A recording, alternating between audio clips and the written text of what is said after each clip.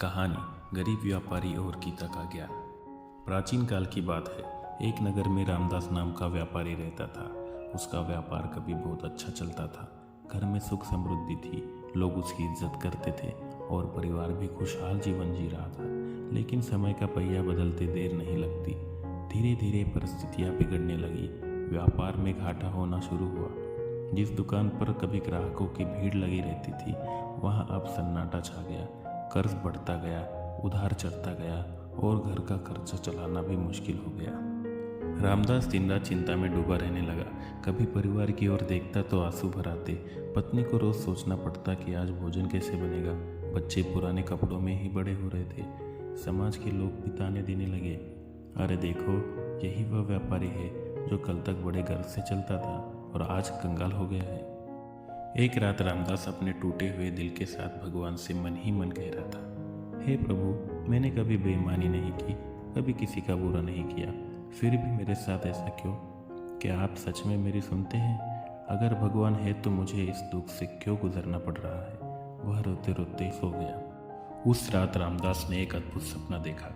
सपने में श्री कृष्ण उनके सामने खड़े थे। वे पीतांबर धारण किए हुए थे, सिर पर मोरपंख और हाथ में बांसुरी। उनके चेहरे पर मोहक मुस्कान थी। रामदास तुरंत उनके चरणों में गिर पड़ा और रोते हुए बोला, प्रभु, मेरी स्थिति देखिए, सब कुछ छिन गया है, व्यापार डूब गया, परिवार दुखी है और मैं हताश हो गया हूँ। कृपया कर मुझे मार्ग दिखाइए। कृष्ण ने मुस्कुराते हुए कहा, रामदास, तू इतना दुखी क्यों है? क्या तूने गीता का यह सत्य नहीं सुना कि सुख और दुख, हानि और लाभ, गरीबी और अमीरी, ये सब अस्थायी है। जैसे सर्दी गर्मी आती जाती रहती है, वैसे ही जीवन में अच्छे बुरे समय भी आते जाते रहते हैं। तू धैर्य रख, ये कठिन समय भी बीत जाएगा। रामदास ने सिर झुकाया। उसके हृदय में थोड़ी शांति आई।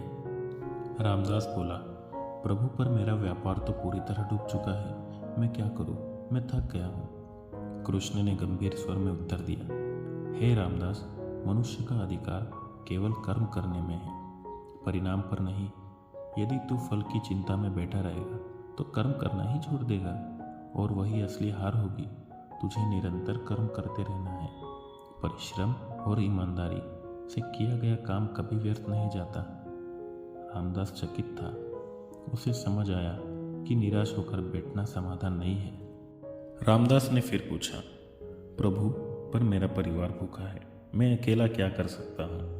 मेरी मेहनत इतनी कम है कि उसमें जीवन नहीं चल पाता।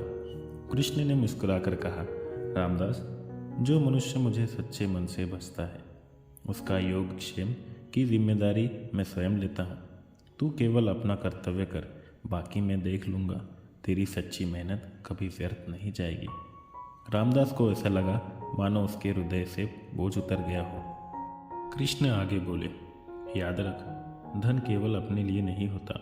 सच्ची संपत्ति वही है जो दूसरों की भलाई में खर्च हो। तू चाहे कितना भी कठिन समय में हो, अगर किसी भूखे को रोटी खिला सके, किसी गरीब को थोड़ी मदद कर सके, तो वह तेरे जीवन में मेरी कृपा को और बढ़ा देगा। सेवा करने वाला कभी खाली हाथ नहीं रहता। रामदास चुपचाप सुनता रहा। उसकी आंखें भीग गई। कृष्ण जी ने अंत में कहा, रामदास, चिंता करने से समस्या और बड़ी हो जाती है। जब मन अशांत होता है तो सही निर्णय लेने की शक्ति खत्म हो जाती है। अगर तू अपने मन को शांत कर ले, आत्मसंयम रखे और सकारात्मक बने, तो कठिन परिस्थिति भी आसान हो जाएगी। मन पर विजय पाना ही सच्ची विजय है। इतना कहकर कृष्ण जी अंतर्धान हो गए। रामदास का सपना टूट गया, लेकिन उसके भीतर नई ऊर्जा का संचार हो चुका था। सुबह उठते ही उसने निश्चय किया, मैं हार नहीं मानूंगा। अब वह छोटे छोटे काम करने लगा। भले ही मुनाफा कम था, लेकिन उसने ईमानदारी से काम किया। उसने फिजूल खर्ची बंद कर दी और संतोष का भाव अपनाया।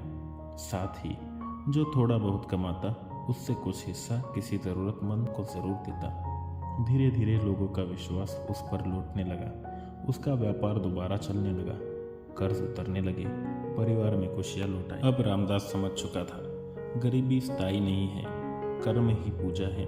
भगवान पर विश्वास रखने से जीवन आसान होता है। सेवा और संतोष से मन की शांति मिलती है और सकारात्मक सोच से हर समस्या का समाधान निकलता है।